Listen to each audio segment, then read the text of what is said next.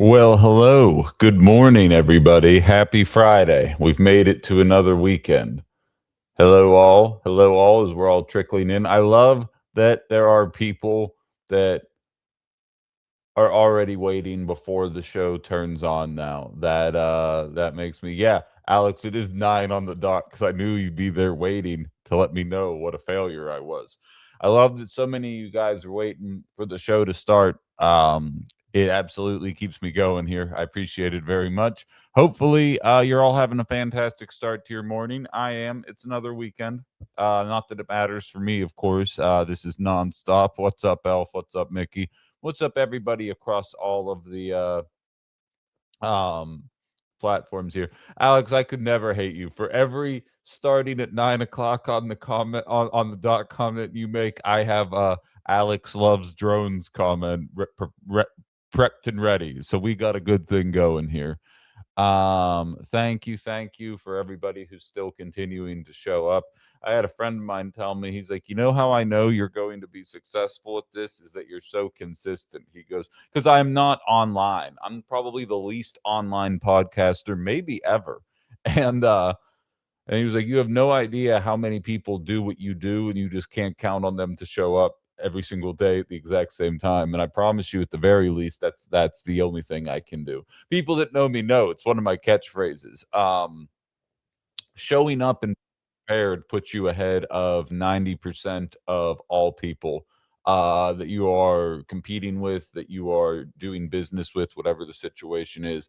A lot of people either aren't prepared or just don't come on time. And if you're willing to do both of those things, you're already ahead of 9 and 10 people. And I think that's a very important thing to drive home. That's um that's like one of my main messages of life that I try and push forward to people. As Elf says, as always said, showing up is 90% of the battle. It's not even a hyperbole. It's very real. I will be listening, but I will be driving the bus, so I can't comment. I'll allow it this time, Jim, but don't make it a habit, all right? I'm joking, of course. Thank you for being here as per usual. We've got a lot of stories to jump into here, and I at least want to start out. I was watching the continued fallout from the execution taking place in Madison on Wednesday night. And it's crazy what this new unfettered version of the show has kind of allowed me to do, who it's allowed me to come into contact with. And I met a gentleman named Carlos, aka AppTap on TikTok. I actually interviewed him a while ago. I still have to figure out how to export those long form data. So that's what this weekend's all about. Is making clips because Violet's going to beat me up if I don't start cutting clips and finding ways to export my long form TikTok stuff onto my YouTube page. So hopefully I can get that conversation between he and I up on the YouTube page. If you guys haven't seen, there was a press conference about what took place in Madison on Wednesday, and a handful of protesters ultimately ended up essentially storming and then taking over the press conference, which I found very interesting. And what I find even more interesting, and I don't mean this as an insult or a slight or anything like that, but I had an hour-long conversation with Carlos probably 3 weeks ago at this point. And I asked him, he thinks that Francesca Hong is not nearly far left enough. He thinks that we need true transcendent change, and listed examples as to why he feels that way. And that was the gentleman that you saw end up on the microphone yesterday during the press conference. And I have to laugh because you're seeing the right immediately seize on that moment, saying, this is what Francesca Hong leftists wants. It's like, ironically, that's what I joked when Carlos came on the show. I said, dude, you're so far left, you make me look like a Reaganist.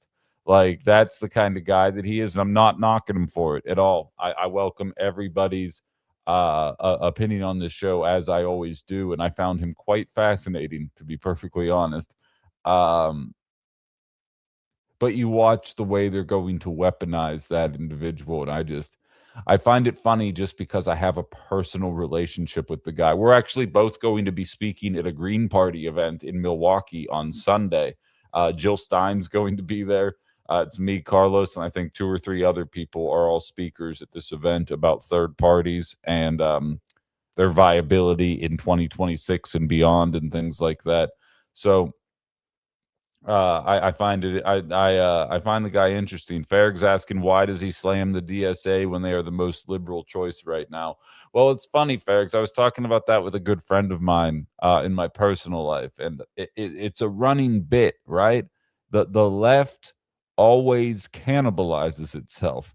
There's so many factions of the left that like nobody sees eye to eye. Like I always joke, I say I'm a lowercase s socialist. Like I own a duplex, so I can't be a full blown. So obviously, I believe in property ownership, right? So there's people that when they hear me say that, they're like, "Oh, I thought Ben was cool," and then they're never going to listen to the show again. What Carlos and people like him represent is something further to the left than I think what is politically viable in 2026, but it doesn't mean they're not allowed to hold that opinion. South Park actually made a joke about this a long time ago. When they're living in the future because Cartman freezes himself so that he doesn't have to wait for the Nintendo Wii to come out, and then he ends up in the future and all religion has been done away with, and there's all these leftist groups of otters that are now in control of society. And you would think because religion's no longer gone, there's no longer Christianity versus Muslim versus Judaism, all the wars that have been fought over religion have been put to bed.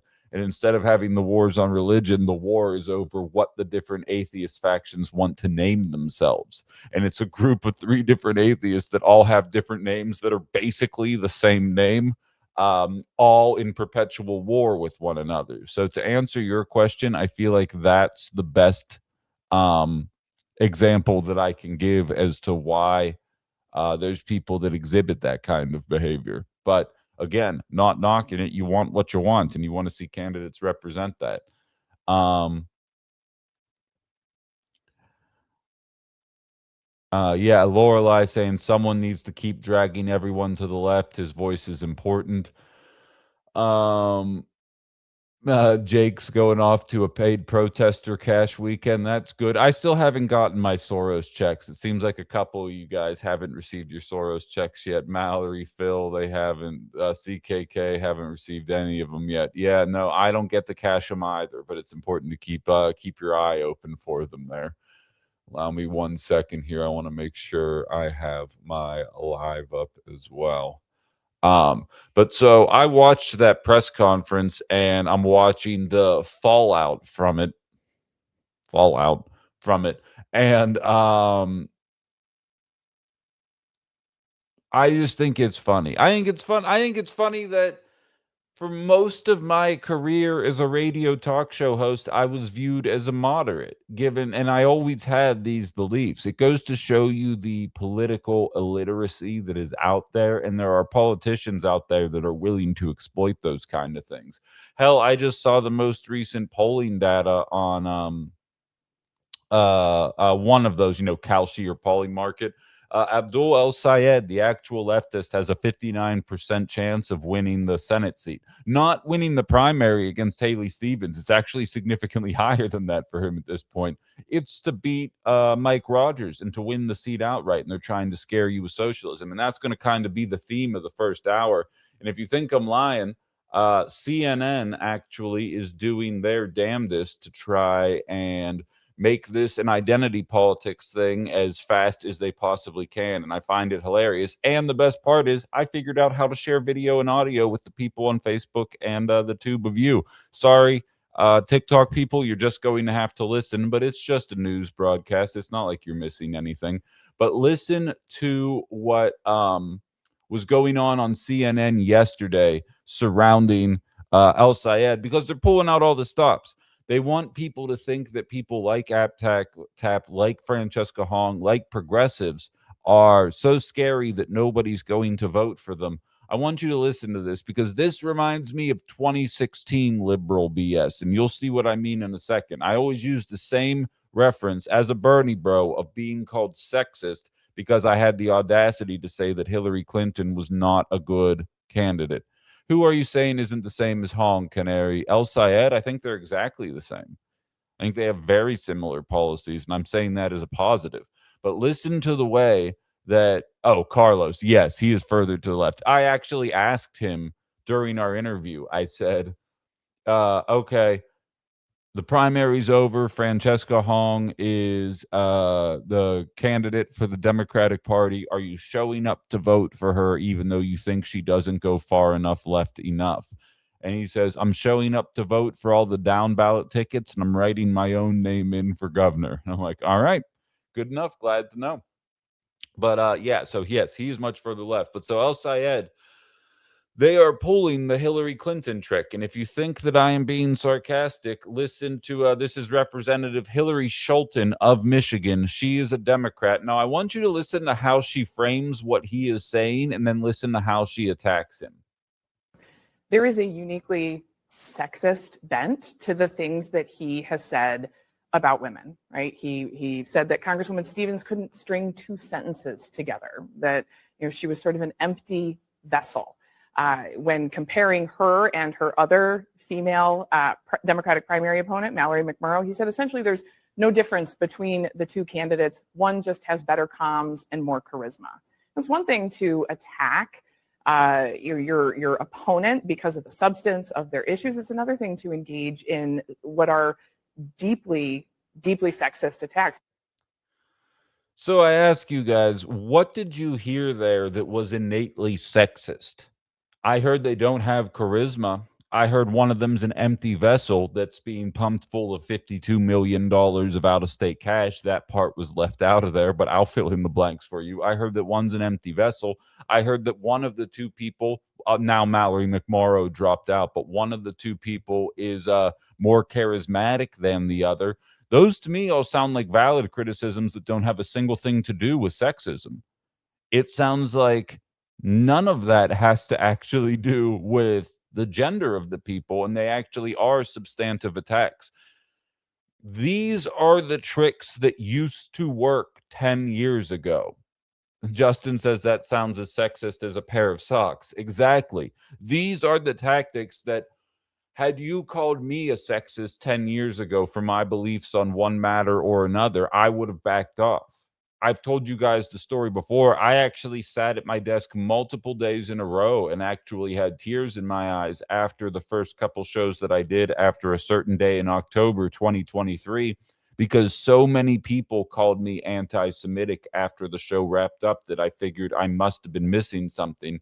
And the older I get, the more I realize that these are the tricks that they play. And now that it is more common, more noticeable, it completely rolls right off my back. And so they are immediately leaning into the sexism trait surrounding El Sayed as a candidate, and I just don't buy into that. And I can tell by the comments.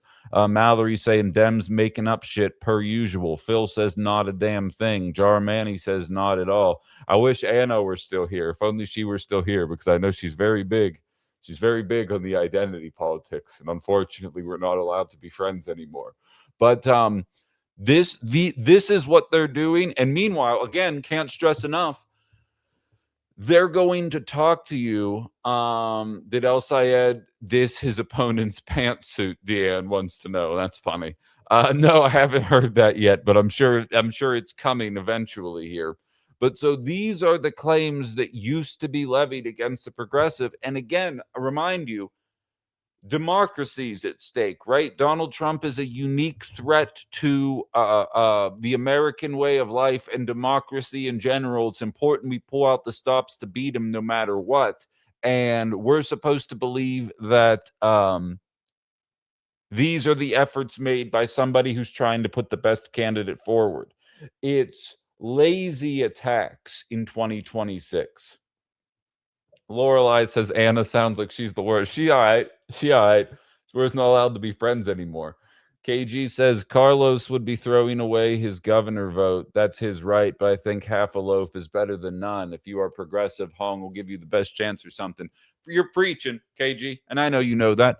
But that's his right. You're exactly right. It's his right to do what he wants to do with his vote. I disagree with the sentiment as well. I can even tell you, and then I promise I'll pivot back to what I was saying. I'll give you an example of how Carlos thinks. Francesca Hong wants to legalize jazz cabbage to generate revenue. And as you guys know, I am very pro legalization. Not even from a revenue. I don't even provide political or economic rationale behind why I want to recreationalize it. I just don't want to have to drive far away to go and get it. That's my rationale. I don't even try and convince people of other reasons why they should be in favor of it. I just want it. And I don't budge on that. But so she wants to legalize jazz cabbage, take the revenue from the legalization, and then apply that to getting high-speed broadband internet around the entire nation. She calls it weed for speed.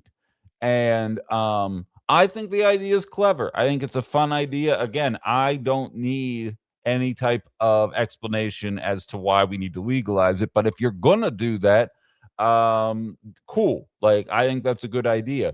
Carlos's mentality, and you can go back. Well, you can't go back because it was a live. I will post it. Violet's going to beat my ass. That's what I'm doing this weekend. I'm going to cut a bunch of clips, and I'm going to post some of my interviews from TikTok on my YouTube page so you guys can all watch them. But if you go and watch what he says, and I'm not talking shit on him, I'm just telling you how he feels. He said, this is why she's cosplaying as a leftist. This is why she's cosplaying as a socialist. It's because she's going to take the revenue generated from legalizing jazz cabbage and funnel that back into the capitalist system. She's like, she wants to take the money and funnel it into the billionaire organizations that are running internet. And I said, but isn't it important for people to have access to internet? And then he starts talking about the platform should be nationalizing it rather than funneling money back into it, giving these incredibly wealthy companies more money. And I'm like, okay, cool. Like, that's his logic. That's the way he thinks about things. So far be it for me to judge those kind of things. I find that to be an interesting take on the matter, but I don't begrudge anybody for not wanting to vote for someone, even when I do like the candidate or don't. I see Violet doesn't believe me. Just you wait. Just you wait, Violet. Brian says, come on, Ben, what are we talking about? In this day of saying whatever the hell you want about whatever ugly slur about looks, gender, etc., WTF cares? Oh, absolutely. But see, this is the game that gets played against liberals, not leftists, liberals. It's the same warning I gave about Democrats making their entire thing about Donald Trump's corruption, because yes, Donald Trump is uniquely corrupt as a president, but because Democrats don't stop bitching about corruption, there will be a candidate who does like some corrupt thing and makes $147,000, and all the Republicans are going to act like it's the worst thing you've ever seen in your life. And Democrats are going to have to play along. And it's the same idea here. They sit there bitching nonstop about what Donald Trump says from a sexist, racist, hateful perspective. And then when a Democrat says one thing that's untoward, they try and weaponize that against them, claiming, look, we did it against Donald Trump. We got to do it against the leftists as well. And I'm here to tell you right now, I'm not going to fall for it. I'm not going to allow it. In the clip that I played, there wasn't even anything sexist in there. It was just a bunch of valid criticisms, and that is the Democratic scapegoat. Make it about hating identity. Don't embrace the actual criticism being made. Make it the simple solution so that you can go away with it. That's what I find so funny is I remember in 2016, all the MAGAs saying, liberals will just call you racist to shut down any valid criticisms you have of the Democratic Party. And in 2016, I was like, yeah, okay, racists, whatever.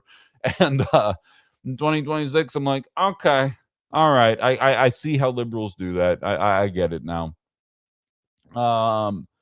But nevertheless, you just figured out what jazz cabbage is, Brian.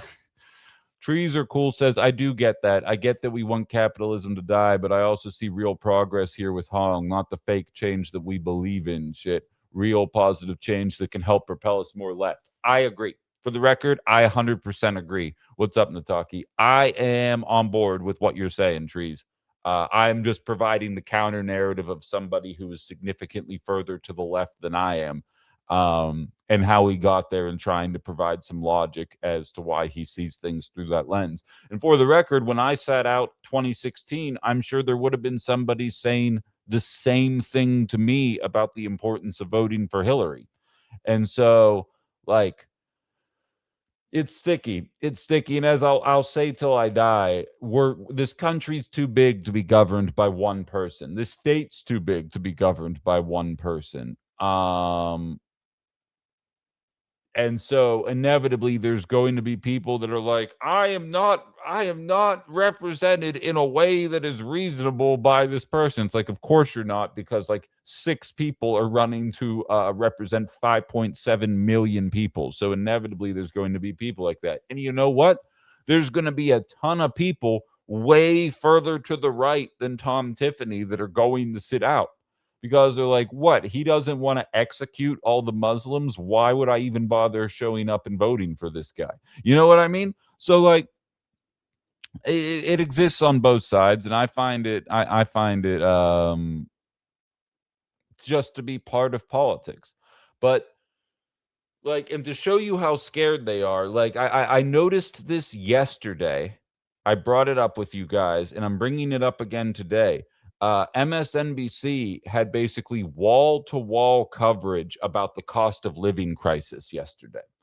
And it was suspicious to me. And of course, they were framing it as uniquely Trump's fault, whereas anyone who knows me knows that this has been a half a centuries long issue here. But they're trying to frame it as Trump's tariffs, Trump's wars, and otherwise things were working fine. Thank you for the gifts, everybody on TikTok. I appreciate the contributions very much. And it doesn't stop there. And I'm going to have to apologize ahead of time here for making you guys watch Newsmax, but it's just what I have to do to you right now. I swear to God, we're getting close to the point where they might actually try to make it illegal to support Medicare for all, because eventually enough of us are waking up to the fact, some of us done been there for a while, but enough of us are waking up to the fact that our healthcare system is so much more broken than anything else going on around the industrialized world right now. And listen to the conversation that they were having on Newsmax, discussing the fears of socialism and Medicare for all and what the DSA's influence on Democrats is doing. People in the United States of America proudly flying communist flags and symbolism. Do people forget what it was like under the Red Scare in the late 40s, early 50s? My goodness, if they even thought you were a communist sympathizer, you'd be fired from your job. You would be under scrutiny. You couldn't even have any communist ideas. And now it's almost become popular to have these communist ideas. I have to ask you, what now people are calling the legacy Democrats, the legacy left, where are they? Because this is really scary that there is so much popularity. And again, watching these hearings with Brandon Gill when it comes to the Smithsonian, what they are pushing, these ideas are being pushed on our youth and our kids all through college.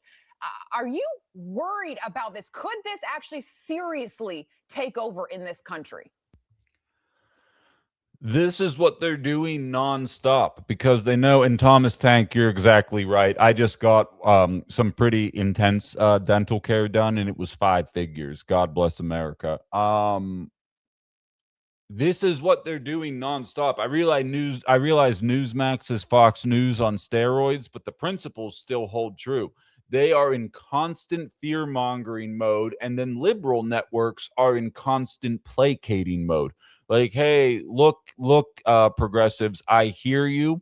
I hear what you're saying about these things. We need to figure out a solution, but please understand, Reaganism and capitalism is the way forward. And I am building to something here. If you haven't seen the short that I put up on my socials yet, we're going to be jumping into that in a moment here. McTime's asking, what are you guys' thoughts on socialism and communism here? We're jumping into all of it. And by the way, McTime, if you're interested, I do always offer anybody in the audience who wants to join. My roots are in talk radio, so I enjoy user interaction. So I'm posting a link. If you want to hop on the show for a little bit, you're more than welcome to.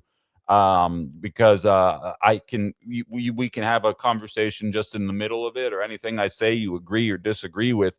But to answer your question in short, I believe capitalism's fine, but it needs a socialism waistband. And communism makes sense on paper, but if you have corrupt officials, communism will obviously circle the drain. And I do think it's ironic that the entire Cold War, when we were fighting communism, that was when FDR politics were the most pervasive, which is interesting, right?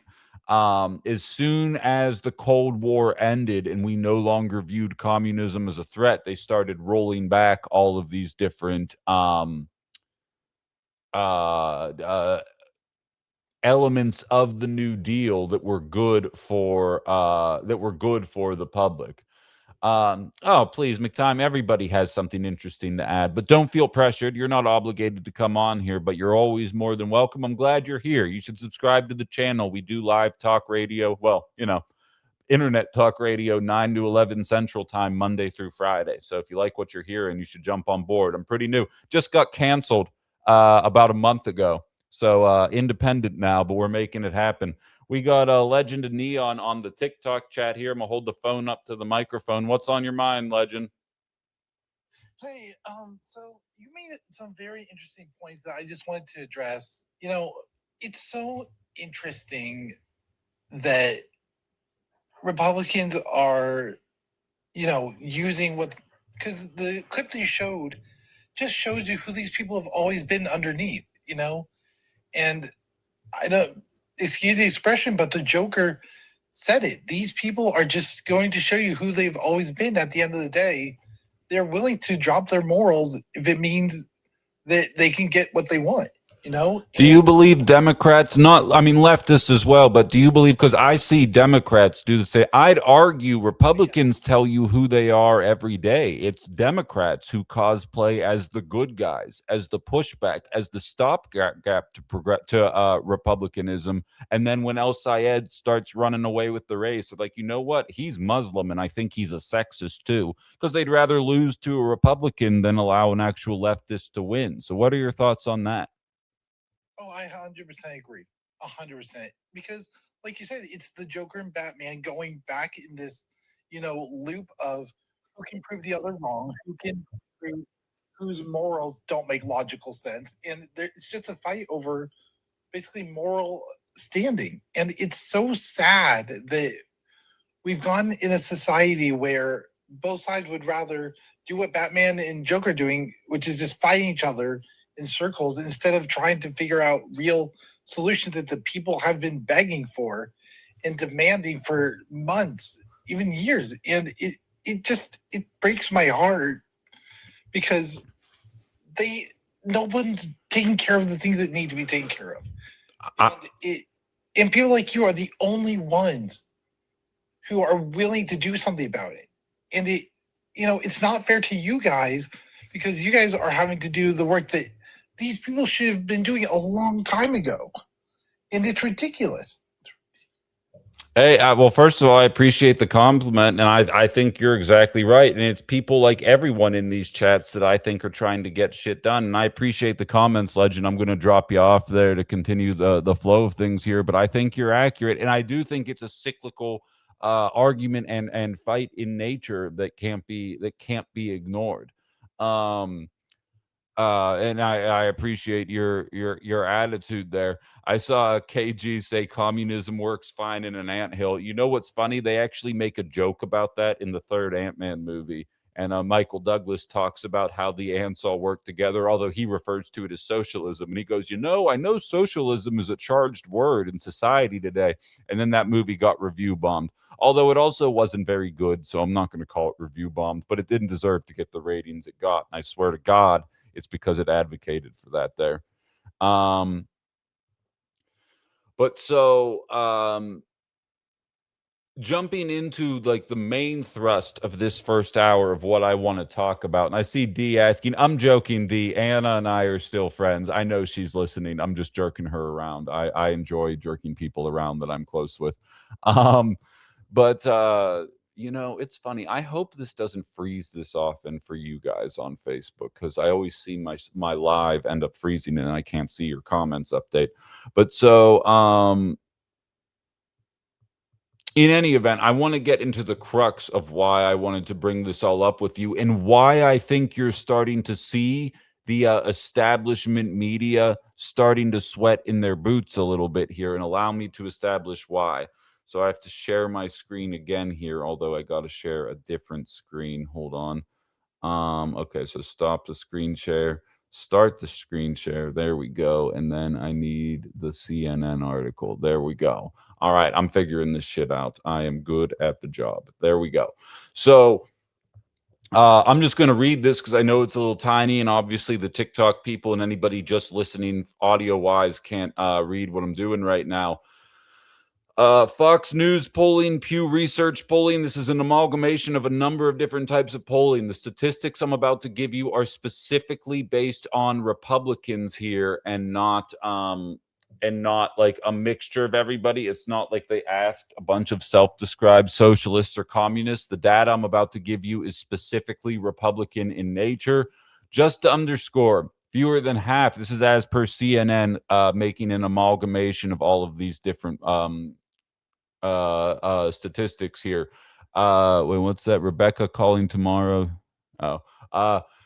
Fewer than half of Republicans, the party that claims to embrace free markets, now have a strongly favorable view of capitalism. It's at 42% of them endorse a Bernie Sanders sounding sentiment about our rigged economy. It is similarly the percentage of Republicans who say the system is rigged to favor the wealthy has gone from 30% to 42%. 72% of Republicans viewed capitalism favorably back in 2019. That is down to 61% today. And the percentage of Republicans who have a strongly positive view of capitalism have gone from 54% to 41%. Couple other statistics. Fewer than half of Americans say capitalism is working even somewhat well, down from 60% a decade ago. As I oftentimes tell you, it is the plight of the progressive to be right about something 10 years too early. So when all of us were saying this in 2026 while saying we should vote for Bernie Sanders, everybody called us a bunch of socialists, told us we didn't understand how the economy works. Flash forward to 2026, now I'm telling you how Republicans feel. 61% of Americans say they were bothered a lot by the feeling that the wealthy don't pay their fair share. That included 41% of Republicans and GOP-leaning independents. The same poll showed another 60% overall, and 42% of Republican-inclined voters said the same thing about corporations paying their fair share instead of wealthy individuals. And views of big business went from 19 points positive in 2012 to 25 points negative last year, according to Gallup data. In 2012, it was 58 to 39 positive. Now it is 37 to 62 negative. Nobody is buying it anymore. Republican, Democrat, Independent, Socialist, it doesn't matter. So you're seeing Donald Trump revert to socialists as communists. You're seeing MSNBC trying to be like, guys, look, I hear you. The economy's bad. All we got to do is get Trump out of office, get rid of the tariffs, stop the war, and things are going to go back to the way we wanted them, as if the economy under Joe Biden was something that was acceptable to the majority of people, especially the majority of people under 40. You're starting to notice the narrative shift, and the people are getting nervous, and we are dealing with it here in Wisconsin too, with the rhetoric surrounding Francesca Hong. Do not ignore what you're seeing happen in front of your face here, because I find this story and this data to be absolutely fascinating. People are waking up to the fact, again, I'm not saying we have to abolish capitalism. I'm not trying to radicalize people into being anti-capitalist. I'm here to show you that the idea of taxing people less that make more and that we will all be richer as a result of it is a laughable assertion in 2026. I'm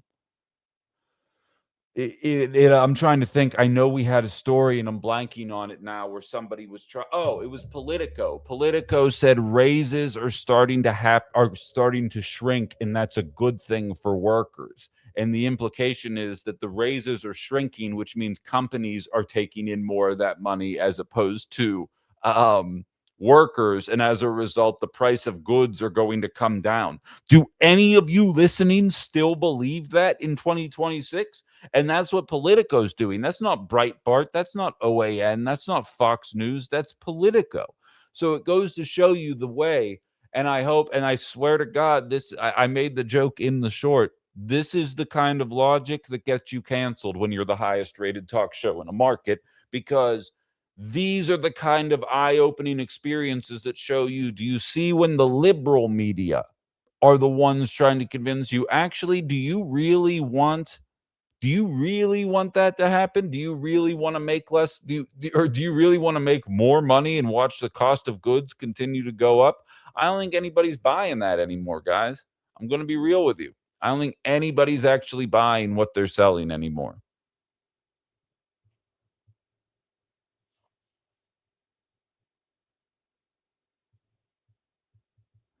Before 1940, we taxed them at 98%. Yeah, I always say between 1945 and 1983, which exactly coalesces with the Red Scare, essentially.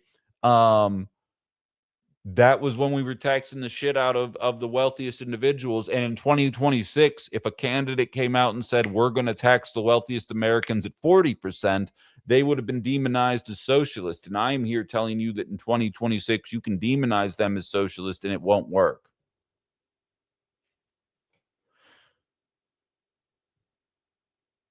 Yeah, Keto, somebody was just calling in and saying that before. Left-wing Gorilla says they would be better off if it would change the label to something like progressive capitalism. Well, I think that's what do they call themselves? Social Democrats, right? Or social democracy. Isn't that what like Scandinavian countries call themselves? There's like a very famous meme where there's like two people arguing back and forth, and one of them's like, I hate socialism. And they were like, or socialism never works. And they say, oh, well, look at what's going on in the Scandinavian countries and what they're doing there. And the person yells back, that's not socialism, that's capitalism with a robust social safety net. And the person says, oh, okay, good. Well, then let's do that. And the guy screams back, no, that's socialism. And like, that's the circular nature that we are on. And they can feel the grip on the narrative beginning to slip. And that's why you're seeing voices subdued. That's why you're seeing these shady tactics, both in Wisconsin, in Michigan, in Maine. I was listening to Democrats talk about the importance of taking Susan Collins down. Again, it was appropriate for Graham Plattner to step down, but let's stop pretending like the Democrats gave a shit about whether or not Susan Collins needed to be taken down when the other candidate was saying no more bombs to our allies in the Middle East until we can figure our own shit out. The narrative is, the foundation of the narrative is shaking, in my opinion. Progressive capitalism is a scam. It might be the only step we have right now. You guys are having very in-depth conversations in the chats. I think I'm just going to have to punt and try and catch back up later. Otherwise, I'm going to sit here reading quietly for like 5 minutes, and I don't think anybody's signing up for that. But so I find that entire story to be fascinating, because Republicans are the final stalwart. If Republicans are the ones saying they no longer believe that the system works for them and Democrats are still trying to defend it, I've said it 1,000 times over. I think the perfect political spectrum is the Democrats as they are today become the right. They're Reaganist, they're pro-big business, they're pro-corporate subsidy, but they're also nice to minorities. They're nice to gay people. They're nice to black people. They're nice to Mexicans. They still kind of hate Muslims, it seems like. But they're nice to most minorities. In my opinion, that is the best. And then the left represents the actual left. And we stop pretending like the Democrats represent anything other than the right of center, because that's what they are. And that's why there is such a uniquely low interest in politics in 2026. Or a turnout, I should say. There's an interest in politics. It's that the two-party system is designed to tamp down any kind of excitement, and there are candidates around this nation breaking through those efforts to tamp them down. And I have a feeling we're going to see it get more interesting before it gets less interesting.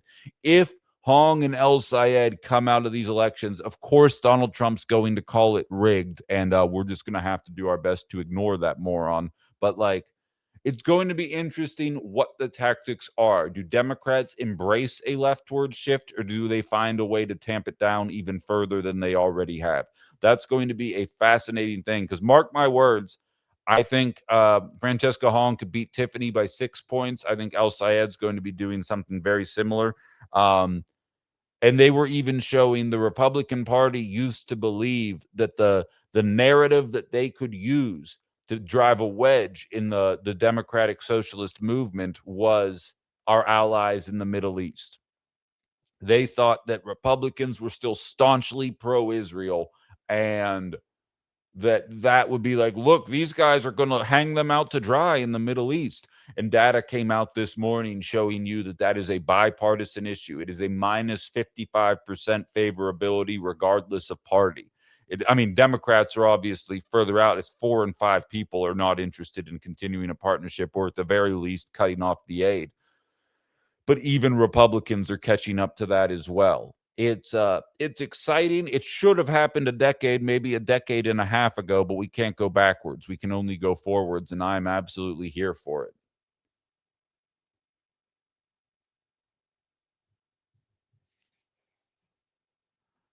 I don't think capitalist attitudes serve society in every aspect like healthcare. I think profit motive makes it predatory. I'd agree with that. And I honestly, I think it's the same thing in the housing market. I mean, don't get me wrong. If I do cash out of the building that I own, there's a good chance that I'm going to clear a pretty profit. And like, I should be excited about that. But like, we shouldn't be looking at homes as like our main driver of wealth. We should be looking at homes as a place that you can avoid the elements. And like when you start looking at it as a way to generate wealth, that's a problem. And I think it's what ultimately leads itself to the problem that we are in. The establishment gets all indignant that anyone dares to question capitalism, but it's so obvious that our insufficiently regulated crony capitalism is eating everyone and everything. 1,000%. 1,000%. And like, I'm only just getting started. And like, for those of you that were here last night for Ben After Dark, you're going to hear some replayed clips here. And I did kind of give you guys that warning. This is Fox News right here. Because I showed you Newsmax scaremongering about capitalism and socialism. Now let's go to the people that realize they can't even scaremonger people out. Now it's people that are mad that the Republican Party doesn't represent a better counterbalance to that. Keep in mind, the only reason some of you guys are even entertaining what I am saying right now is because the economy is so clearly fucked up at this point. And if it were even remotely working, when 40% of people couldn't afford a spare set of tires, nobody gave a shit. Nobody cared at all that 4 in 10 people couldn't afford a spare set of tires. Now that that's getting closer to 7 in 10 people, it is becoming unavoidable that it is no longer a flaw in the people. It is a flaw in the system. 230 million failures aren't individual. That is systemic. So listen to this conversation. This is Senator Lankford of Oklahoma speaking to Larry Kudlow. I'm not going to play the entire video. It's a 5-minute video. Listen to the question, look at the facial expressions, and enjoy this video, because this, to me, is probably the better if you do not want to see taxes increased on the wealthy, which something tells me that's a very small percentage of the people in this audience. But if you do not want to see that, Larry Kudlow's questioning is the right frame of reference. And to be clear, I realize that Larry is asking the questions the way he's asking them to provide cover for all of Donald Trump's fuck-ups and make it seem like it is the fault of the Republican House and the Republican Senate. I do not ascribe to that mentality, but I am still going to play this because I think it's worth hearing. Give this a listen, and we'll talk about it once it wraps up. You had to bear the brunt of that opening, but I'm telling you, right now, you, the leadership in both houses, are bungling everything, sir. I say that with all due respect, and we are personal friends. It's not, but you're bungling everything. Nothing is getting done. Your messaging is non-existent. You've lost your swag, your swagger, your riz, or whatever the young people say. No one knows what the heck you're doing, sir. They have no idea. Yeah, you're welcome. And this is part of the challenge we've got with all of our media friends out there that continue to be able to beat up on Republicans and say Republicans are all the problem. But apparently the socialist Democrats in New York City, they seem to be perfect because most conservative media right now is beating up on Republicans. Right. The socialists in New York is why our costs are high in Wisconsin. That's the logic they want to try and hit you with. And just ignoring the socialists who are running rampant all over the country. So I look back on what happened with the One Big Beautiful Bill. I look at the housing bill we just passed. There's a lot of things that are going on that are good, and I understand. Nobody has attacked Mondami more than I have, for heaven's sake. I wasn't saying that just about you. I was saying that isn't the point. This is the challenge that we're up against. What is it that your policy is? Senator Langford, my friend, what is your policy? Where are the tax cuts? Where are the spending cuts? Where's the waste, fraud, and corruption reduction? Where is all of that? Where is the reconciliation bill? Where's the straight talk and messaging for the midterm? Where's the growth messaging? Where's the we're going to make it better for taxpayers and working folks messaging? Come on, Senator. Glad to be able to take it on, Larry. Glad, and again, you and I are friends. We've talked through all this stuff before. Doesn't sound like you're friends. With last year and what's coming out right now on all the tax policy. Obviously, tax rates didn't go up. We dealt with permanent expensing for all of our businesses in trying to be able to make sure they're growing. They're growing. The reason we're actually dealing with growth right now, you are an expert on this. You know it full well, is because the changes we made in last year's tax bill. We'd love to do a lot more on that, and we will be able to do a lot more on that. But we're still getting all of those things implemented right now. The housing bill that we just passed starts a whole different process of taking the federal regulation. So he goes on and on from there. I don't think we have to listen to the entire thing. I think you guys can determine whether or not what he's saying is actually making any sense or whether or not it's relevant. But it highlights to me that even the media people, and I said this last night during Ben After Dark, when you lose Fox News, I said the Democratic media was more than happy to pretend that Joe Biden was still cognitively aware all the way up until he said, "We beat Medicare."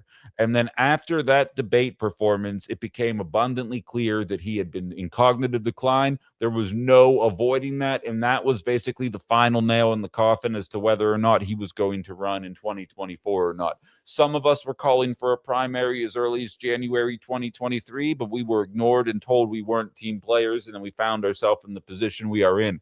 You are now watching the Republican equivalent of that happen right before your eyes. The people no longer believe. Republicans are starting to embrace socialism because they know that they're anti-socialism. They don't know that they're embracing socialism. If you call it socialism, they'll tell you they don't want it. But what they do know is that this system in place does not work. But the brainwashing surrounding that term is so pervasive that it's hard for them to kind of shake free of it. But it doesn't change the fact that they know what's happening doesn't work.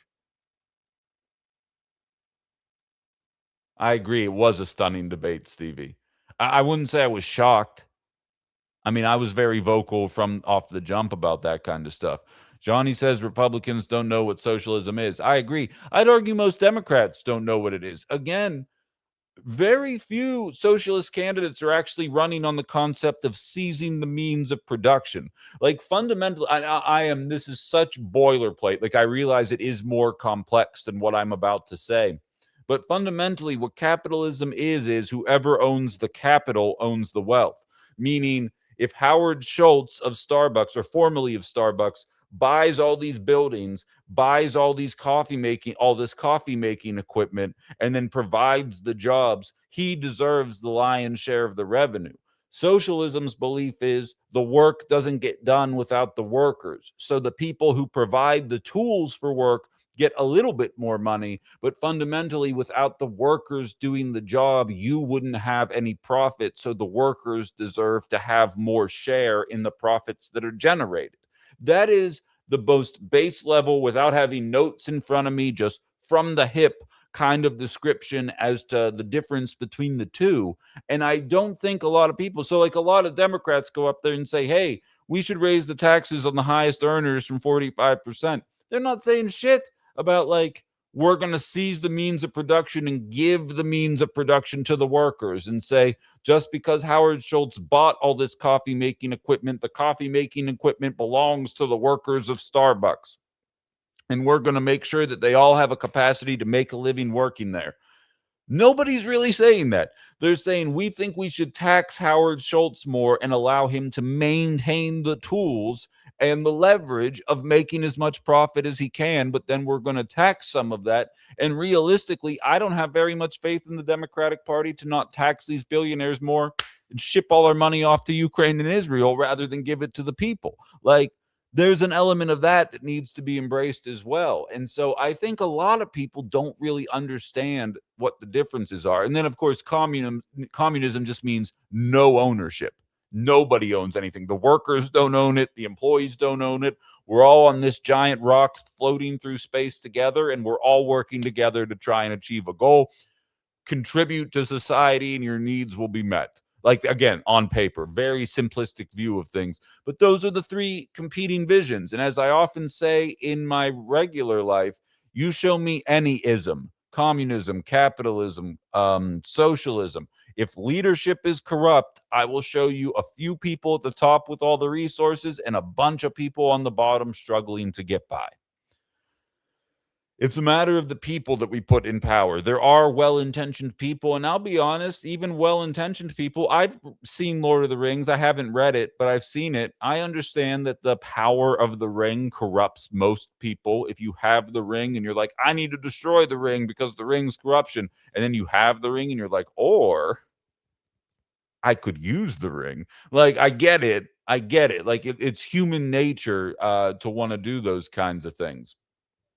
But it doesn't change the fact that people know, regardless of their capacity to define the economic system that we use, people know that what's happening isn't working. Harambe saying people just executed a man in Madison. Yeah, we've been talking about that. And I mean, even the way we use police in the defense of capital, like, it all intertwines. Intersectionality, it's a main progressive tenet. I joked with a friend of mine. I said, you use the word intersectionality, and anybody who doesn't know what it means, their eyes gloss over. But intersectionality basically means I use it in terms of defending public education, because every time somebody talks about increasing funding for public education, there's inevitably a naysayer that says, why would we raise the funding going to public schools when they're performing so poorly on a yearly basis? And it's like, well, the poor performance on a yearly basis is partially because of what's going on in public schools, but there's so many other factors. Those of you that are millennials and older, like my mom was one of the smartest people I ever met in my life. The day I was born, she quit her job and became a full-time mom. Not knocking that at all. And until my younger brother, who's 2.5 years younger than me, turned 12, she didn't go back to work. And once we were both in junior high, she got back to working. And you know what happened from birth until 12 for us? Every single day, we had somebody there running multiplication tables with us, teaching us how to read before we even went to kindergarten, not waiting for the teachers to show us how to read. Like, the list goes on and on. And so the reason why we performed well, and the reason why more people performed well then, was one person stayed home. I am not implying that women, or men for that matter, are required to stay home. But I am saying that, more importantly, in 2026, even if you wanted to stay home, the likelihood that one salary is enough for you to get by in this economy probably isn't right. Not only is one salary not enough, but oftentimes you might have to work 2 jobs. Then it gets even more complicated when health issues get thrown involved. Did a parent pass away when the child was 8? How are you doing with the schoolwork there? And the idea that we can't raise funding for public schools because the public school performance is headed in the negative trajectory is very easily dispelled when you start considering all the other factors that might contribute to that kind of outcome. And you take that idea, that's one basic concept of life: public school and the downward progression of things, of performance.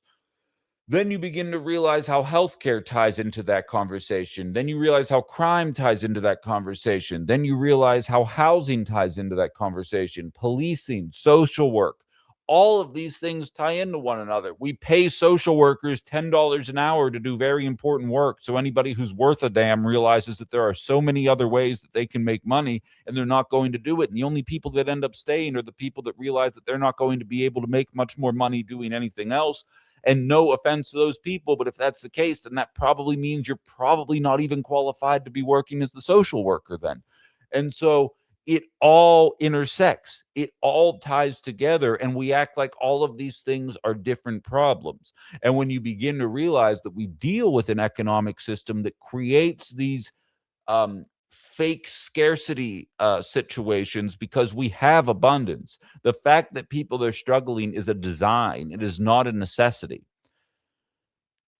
You begin to realize that the entire system in place is designed to preserve that system. Whether people identify as liberal or conservative, they both have their own measures to defend a system that fundamentally has left people behind. And so I'm personally encouraged by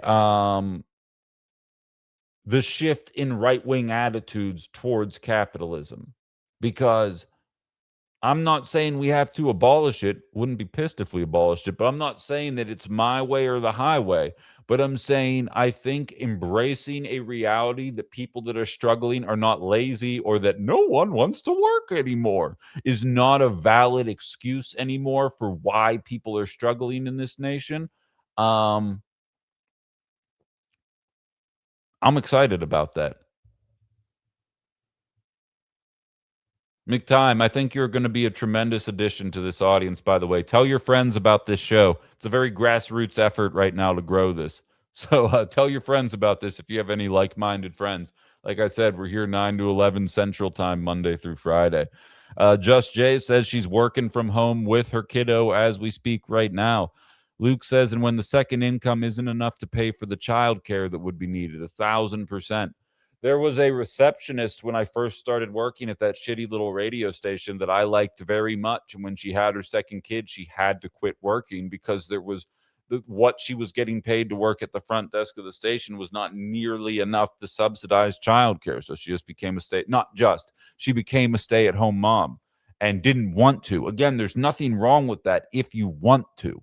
It's when you have to that I think everybody gets very frustrating. It's what gives birth to midlife crises, frustration, frustration in the home, frustration with the marriage, frustration with life. And like that frustration then leads to unproductivity. It leads to depression. You know what's interesting? I feel more energetic and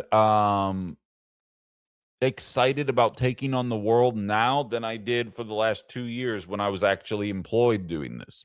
It's actually more fun to try and make this my own thing and to truly just be able to talk to you guys about this stuff. I'm not going to sit there and pretend that segments like this didn't happen on OG Outside the Box, but like I probably wouldn't just be full-throatedly saying like, I think capitalism as we know it has to go away and we need a new system.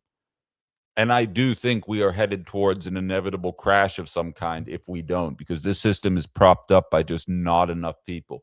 I was one of the first voices talking about the K-shaped economy, but at this stage of the game, everybody knows we're in a K-shaped economy.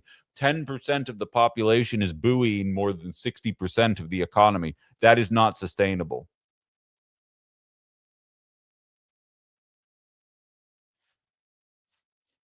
And what's name goes here, say exactly what I was thinking. Reminds me of your early show today. Nice. I appreciate that. This feels more on par with how I like doing things for sure.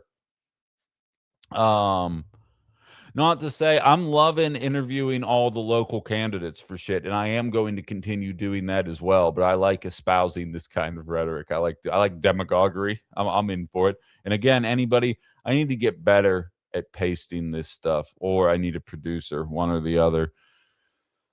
My local radio station, all the Republicans did was shit on women's and on minorities live on the air. How is this legal? You know what's even funnier, Keto, is I got fired for doing the opposite. It's almost like the talk radio gods do not want anything else. And I've already established if you try and apply for a corporate gig at iHeartMedia in talk radio, it says iHeartMedia is searching for a conservative talk show host with a proven track record of success.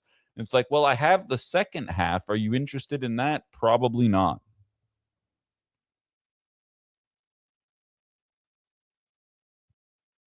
Having children in America is an Ouroboros. That's a snake eating itself. The country wants more children but refuses to help parents. It's a tale as old as time. You're exactly right. And then they're trying to make it more difficult to get an abortion, a shashmortion, to have, so that you have to have the kid and you find yourself in that debt trap. Like, people got mad when I told this story on the air a long time ago, so I kind of stopped telling it, but I'm going to do it now. My dad used to work for his dad. Yeah, I'm not going to be part of iHeartRadio, BC, but I appreciate that. My dad used to work for his dad before I was born. And there was another guy that worked there as well, not related. The guy that wasn't related ended up having a child while he was working there. And my dad's dad, who I never met, did not pay well. And when the coworker announced that his wife was pregnant, my dad's dad looked at him and said, "You see that guy? I have him forever now. No matter what happens, he's not going to complain. He's not going to threaten to leave. He's not going to ask for more money because he needs this job as is." There's a lot of people out there that don't want to embrace the fact that a lot of business owners, that is how they view childbirth. A lot of politicians, that is how they view childbirth, as a trap in an economy that will not let you out of it on the other side of it. And they frame it as, oh, but the life of the baby. Like, no, it is economic. The idea that billionaires care about life in general is a laughable assertion. The idea that incredibly wealthy business owners, some of them do. I don't want to act like all of them act that way. But what is unavoidable is that if you have a kid and you are unprepared for that, you have just set yourself up on a hamster wheel that you are going to really struggle to get off of. And it's unavoidable, in my opinion. Okay, cool, Allie. I appreciate that. Hold on. Let me, she said send her. Give me 1 second here. And like, I'm not saying that's all business owners. I'm not even saying that that's most business owners, but I am saying that there are people that think about it that way. And if you don't want to embrace the fact that that's how some individuals look at the act of having children in an unprepared fashion, then you're not paying attention. Robin says, if you wait to be able to afford to have kids, you'd never have kids. I mean, that's an attitude, but like, also, I don't want to eat hot dogs for the next 18 years of my life because I decided to have a kid and there's no extra money. Like, if what the eldest people in the population are saying about the importance of having children still matters, then there has to be something. Every other industrialized nation has figured out how to do childcare for free. Every other industrialized nation has figured out how to do childbirthing for free. Every other industrialized nation has figured out how to do college for free. You know what I mean? So if you want people to have kids, I have a solution, and the solution has been provided by dozens of other countries if we want to do it. Jules says, I had to fight my company to get paid during leave. I was paralyzed by a back infection and no work. Wow. TR says, my favorite argument about abobos is a living wage calculator from MIT. Oh, sure. I've seen that as well. And what the living wage is now, it's just remarkable. We were talking about the minimum wage yesterday. And like, even if you work for, even if we got the minimum wage up to $15 an hour, because I looked it up, under 1 million people are working for $7.25 an hour. It's like 893,000 or something like that. Even if you're working for $15 an hour, that's $31,200 a year pre-tax. So what does that mean? And I realize we do have a lower tax rate, although some Republicans do want to raise the tax rate on the lowest earners. Make sure they got skin in the game. But even if we got it to 15, what does that really matter in 2026? Like, I'm telling you, if we weren't starting trillion-dollar regime change wars, we'd have money for childcare. That's a good point, Luke. And we do need those regime change wars. That is for sure. The most consistent argument I've gotten is who's going to take care of you when you're older. Yeah, exactly. Exactly. Well, I can't make that joke. TikTok will absolutely ban me, but I have a joke about that. TikTok thinks I'm a robot. I'm not TikTok. I am just good at the job. There we go. Old Lib or Jeff says that also applies to healthcare. Got to keep the job, especially if you have a health problem. Yet, thank God that I'm not dependent on it. You know what I mean? Because, like I said, it's $600 a month if I wanted to keep the same healthcare that I had whilst employed at that little radio station. According to AI, it costs $330,000 to raise a child in America. I'm assuming that's over the course of 18 years. Feels right. I don't know.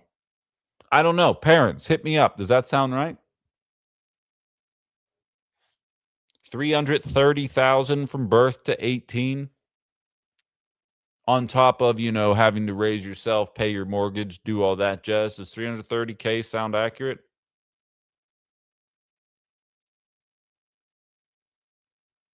Angelo 1970 says feels low for 18 years. Because I remember my dad telling me when I was a child that it costs $100,000 to raise a kid. That was in the 90s. So, I mean, you guys tell me. I'm interested in it.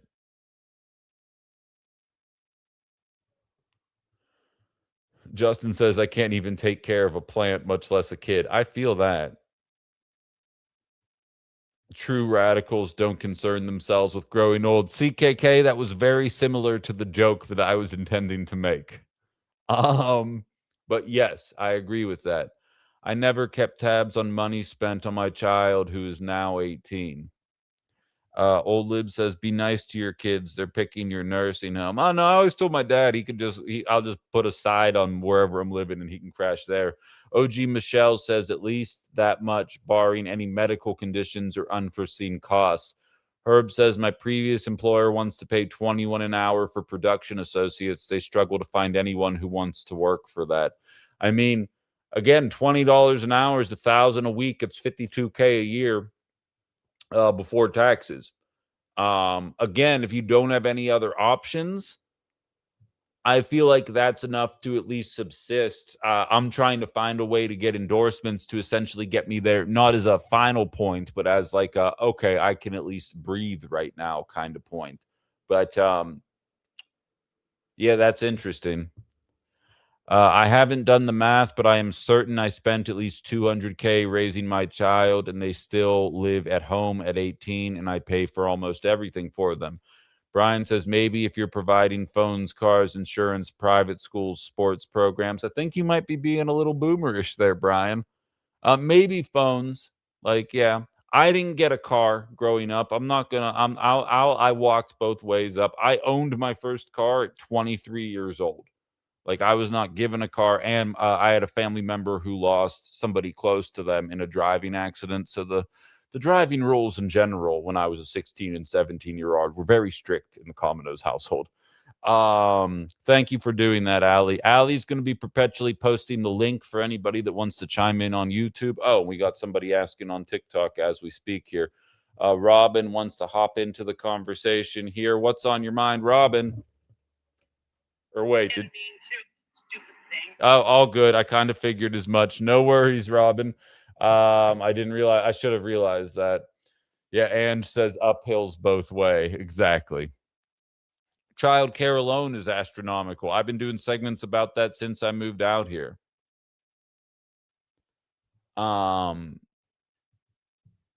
But yeah, exactly. I always joke. I never thought as a single dude with no kids that I was going to be talking as much about public school and childcare. Brian says, I wear the label if I get forced to. Waka waka. Well, no, Brian, because you get it, but then randomly you kick in the like, what's with them kids in them baggy pants mode? And then I just have to, be like, let's be honest now. And again, the Fox Valley is a little immune, if you're lucky, to the childcare thing, because there is a community element here. I worked with people whose parents would act as childcare. If you're fortunate enough to have your parents at the time when you're having kids, like there have been workarounds for people. Healthcare alone for us goes up by $400 a month to add our child. Interesting. We do provide a car, half of their insurance for the car, did sports programs, but no private school. I think most people don't get private school.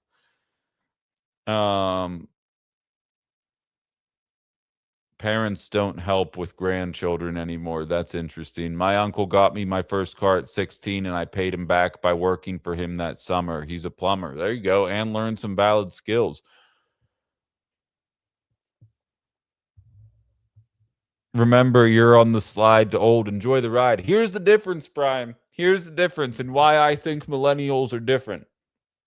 We're the first generation that graduated into the recession, and we're told by all the boomers that the problems with the economy were in our head and the fact that we didn't want to work. And now that we are not the youngest generation and Gen Z is graduating into a pandemic and in all reality, a recession that we're not calling it a recession, Gen Z and some of Gen X boomers and some of Gen X are again pulling the avocado toast bullshit. And millennials are like, no, actually, this economy does suck. And it actually even sucks worse than when we got out of college. And when we were told it was that we were lazy and it was avocado toast. So yes, we are getting old, but unfortunately for your little narrative there, millennials are on pace to be the greatest generation of this century because we're waking up to the fact that the economy's broken. We're the first generation that doesn't trend to the right as we get older. We started off trending to the right because Obama let us down. And then we saw what Republicans had to offer with Trump. We were like, oh, fuck no. Okay, no, let's go way far to the left and see what's out there. And it turns out we found some pretty cool shit. And so millennials are the first generation to buck the trend. And not at 22. In our late 30s and early 40s. It's easy to be anti-establishment or anti the system when you're 24. Like I always tell you guys, it's romantic to be 24 and living in a house built for 3 people with 6 people, and you're all on top of one another, and everybody's getting fucked up and partying and having a good time. Like that's fun. When you're 38 and you have to live that kind of lifestyle, it's not fun anymore. It's not cute. It's a broken system that people want to shake free from. And I think that's the major difference. We are going to get old. Although if I had to predict, and I've made this prediction before, if millennials do become bigots, it's going to be against people that live in virtual reality. Like if virtual reality gets so good that like whatever comes after Gen Alpha, I'm assuming Gen Beta, like they live in virtual reality and you just see like farms of people sitting in recliners in VR headsets like in WALL-E. And like there'll be a bunch of millennials like, I don't know why these youngins can't get into the real world. I love the real world. And like we won't understand them. Like that might be our thing. But I don't know. And I think the fact that I'm noticing that in my 30s means that I won't fall into that trap in my 60s. Or maybe I will. I don't know. Who knows? Avocado toast is probably one of the cheapest meals right now, Violet says. I feel that.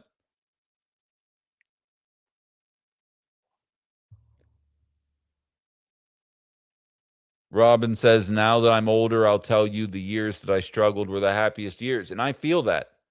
I absolutely I'm absolutely on board with that attitude. And again, my younger years, granted, there's like an asterisk by mine because I lost a parent at 23, and that kind of like snapped me like into like a different kind of mode where a lot of my innocence died that day, and any innocence I had left was executed on June 22nd, 2026. Whereas now I am just ready to take on the world here. But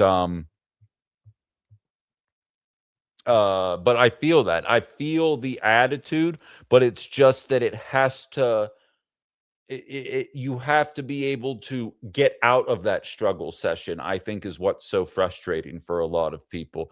Grandma Mickey, aka Mickey on Facebook, who's been a listener of this show for quite a while, sent me a woman on Facebook that I don't think I'm going to be able to play for you guys, unfortunately. Maybe I will, actually. Hold on.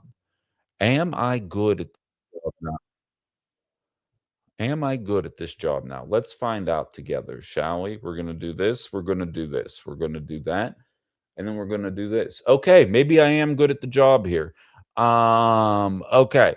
This woman sums it up, and she said, when I hear this, all I hear is Ben Cominos doing his show. But this is the reality, and hopefully you guys can hear it here as well on TikTok. But this is how millennials view life post-graduation.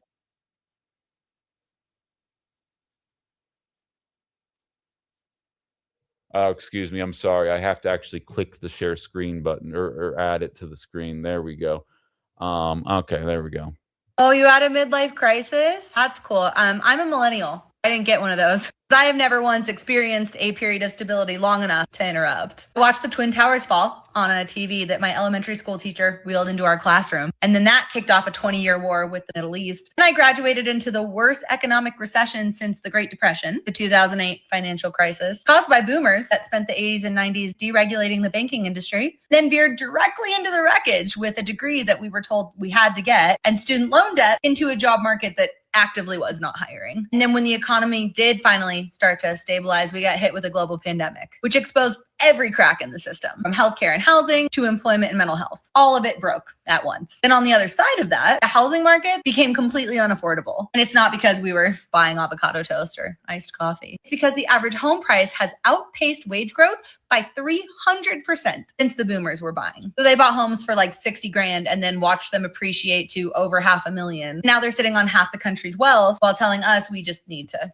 work harder. And now, war with Iran and $5 gas. Social Security projected to run out before most of us retire. A system, by the way, that boomers have been drawing from for years and that we've been paying into our whole careers, but will likely never see a dime of. The audacity to look at us and say, your generation just doesn't want to work. We have been working our whole lives. We've been working hard to survive in the economy you built. We've been in crisis the whole time.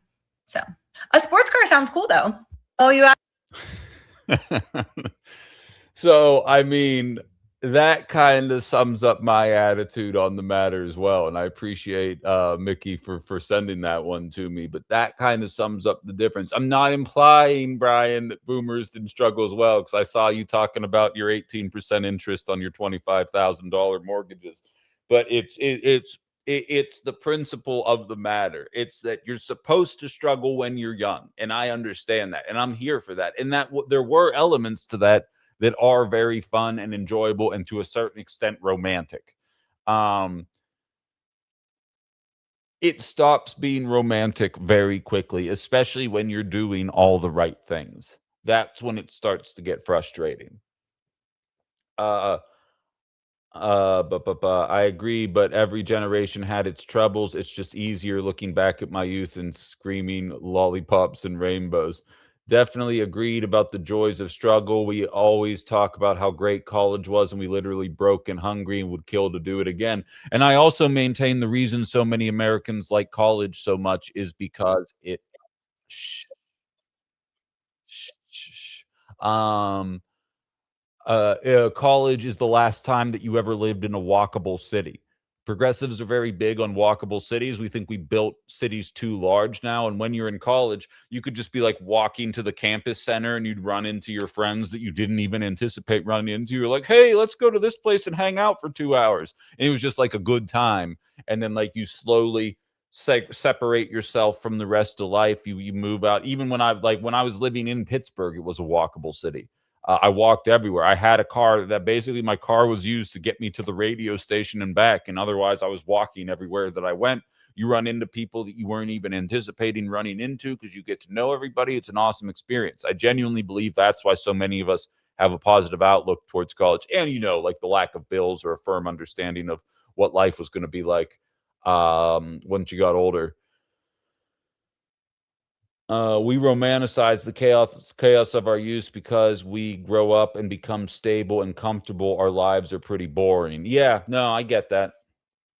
I get that. And I even joke, and I'll even disagree with that woman that I played because if you've been listening to the show for a while, I described the start to my radio career as a midlife crisis. I was laying on a beach in Mexico with these two Australian women watching the sun come up while turtles were emerging from the coastline to bury their eggs.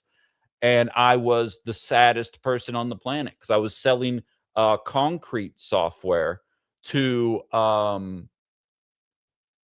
businesses that I didn't give a shit about. I had my student debt paid off. I owned my duplex at that point, and I was like, why am I doing anything that I am doing? None of this makes any sense. And within 3 months of that epiphany, I quit the job, took the job for $8 an hour, passing out magnets for a radio station in Pittsburgh, and worked my way up from there.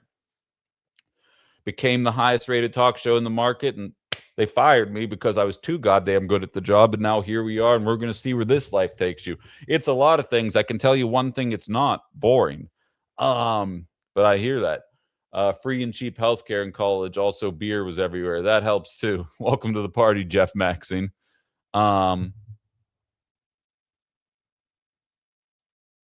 My parents' first house was like $50K. I pulled it up on Zillow the other day, and it's worth $350. My parents, I still live in we moved to the home that my dad currently lives in when I was 3 years old, and it's more than 5 times the price of what they paid for it.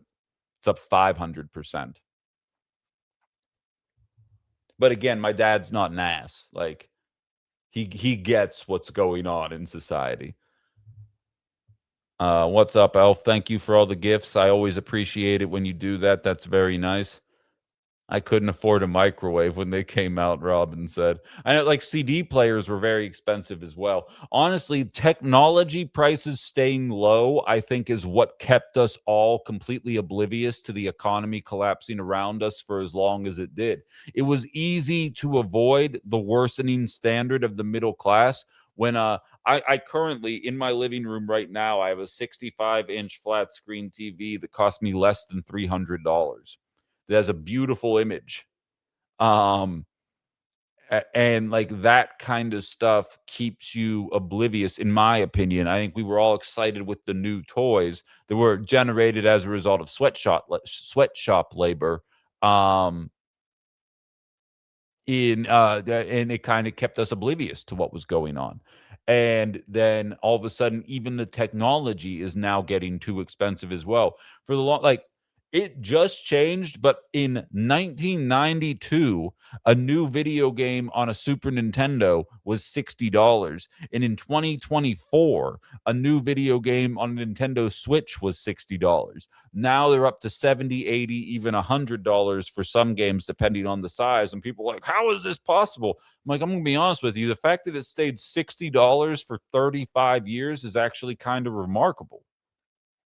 And so I think that was one of the major things that distracted us from the changing in the economic system. The cost of living is surpassing the cost of luxuries, and it was hidden by the oohs and ahs. Exactly. We became addicted to low-cost consumption. I agree. And I have a feeling what's coming next, and just remember me when I say it, because I'm sure I'll be arrested by then. I have a feeling because everybody's addicted to YouTube, right? And not just for us, distraction points of view, but I don't know how to do this. Like, as a landlord, when something would break and I would try and DIY it, my first go-to was all right, let's see if I can look at YouTube and see if there's a way that I can do this in a relatively easy way. I have a feeling that's going to start to cost a bunch of money soon. And you're either going to have access to all these DIY guides and you're not. And then people that are 25 now that do go on to have kids are going to go and say, when I was your age, YouTube was free. And you could just look up videos for whatever you wanted, and you would just have the information at your fingertips. You could just type something into Google and it gave you the answer. Now you got to pay $30, and Google's AI tells you that Hitler actually had a lot of good ideas, if you think about it. And And that's what information is today. I think that's the next thing that's going to get taken away from us. But you can see how for a lot of the 90s, 2000s, 2010s, you guys remember when as long as you kept your smartphone for 2 years, you could just upgrade. And it was either free or it was $200. And then I remember the first time they told me that it was going to cost $2,400. I was on Verizon and they're like, if you want the newest one, it's going to cost you $2,400.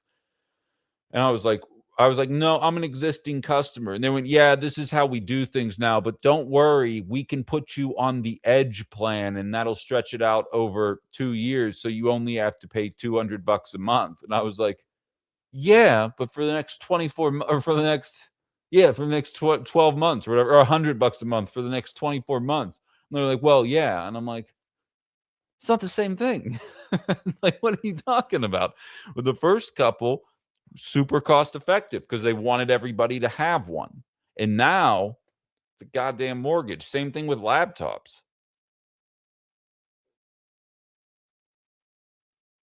Maybe Walmart destroyed our society. Walmart and Amazon. Yeah, absolutely. It didn't help.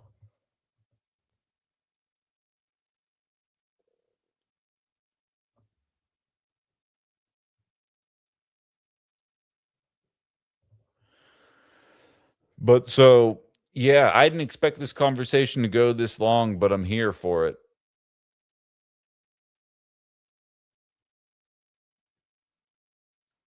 How is a compromise to free college? We invest in more maker spaces. That way people of all types can go to them and build their luxury items and learn something in the process. I'll take it a step further. I think we should outlaw the practice of requiring a college ID for every profession. If you want to be a doctor, yes, you need years of schooling. If you want to be an engineer, yes, you need years of schooling. I did not take a single broadcasting, journalism, or media class in college. I got a job passing out magnets, became a part-time producer, became a part-time news editor, became a part-time news anchor, became a full-time producer, became a part-time host, and then a full-time host. I learned the entire industry: promotions, production, sales, content generation, content marketing. I learned all of it on the job for horseshit pay in my late 20s and in my early 30s. And I would argue that I am infinitely more equipped. I should say I was infinitely more equipped when that shitty little radio station hired me back in 2022. I had 4.5 years experience in media. And I would argue that I was infinitely more equipped than any 22-year-old who was coming out of a 4-year broadcasting degree for media. And I would say you should not require somebody to go 60 grand into debt to pay them $10 an hour to produce. That math does not add up. So I would say if you don't want to make college free, we have to A, make everybody whole who got fucked over by college, and then B, stop requiring it for the jobs. There's fucking copier sales jobs that are like, yeah, if you don't have a degree in marketing, I just don't know how we can let you sell these copiers. And that's a ridiculous assessment. That's just a ridiculous statement. And so that's the kind of shit that has to go away.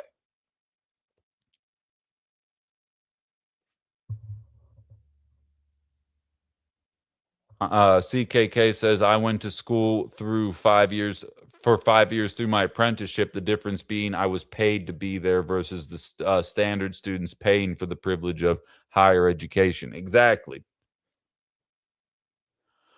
And the freaking propaganda they give you when they're there. They tell you, oh, it doesn't matter if you have your major picked yet. You don't have to know exactly what you want to be. Don't worry, guys. You're only 18. You don't need to worry. You don't have to declare a major until you're 20 years old. Or yeah, that's what my college told me when I got there at 18. Now I got in there knowing what I wanted to be.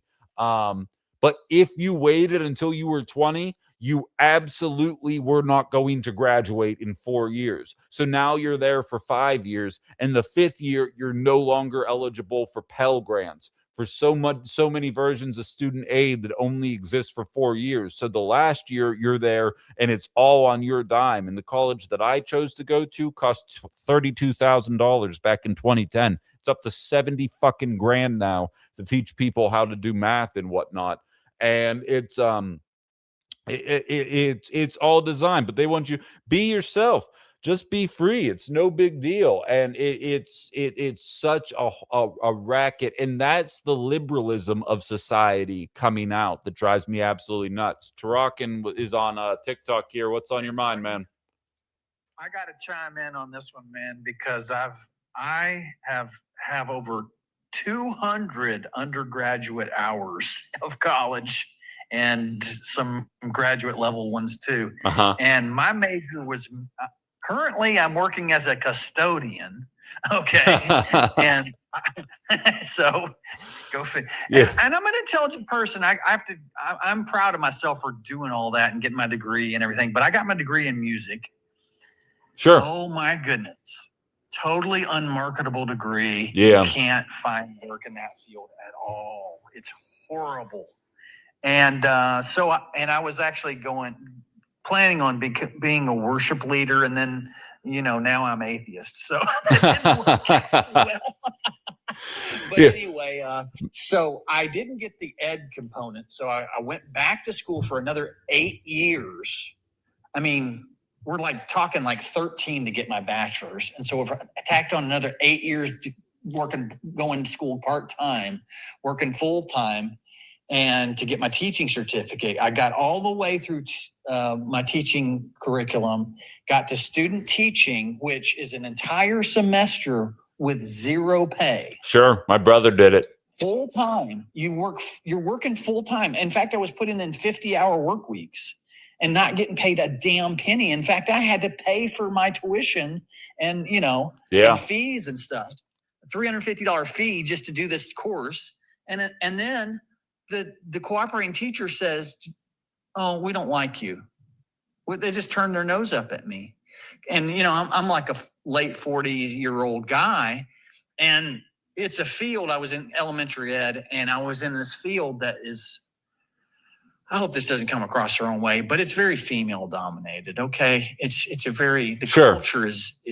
I worked with special needs kids, and I was one of 3 dudes that was working with special needs kids. So I get it. Yes. Yeah. Yeah. And so the thing is, I'm just saying it's kind of like a little bit of a bias. And my classes, when I took all my classes, I'm in class, 90% of the people are in there are 21-year-old sorority girls. And they're almost all white. And they really preach diversity and inclusion and equity. And I'm totally bought in on that. But I'm like, how diverse is all white girls that are 21 years old? This is not healthy. It's not a demographic. We need some diversity here.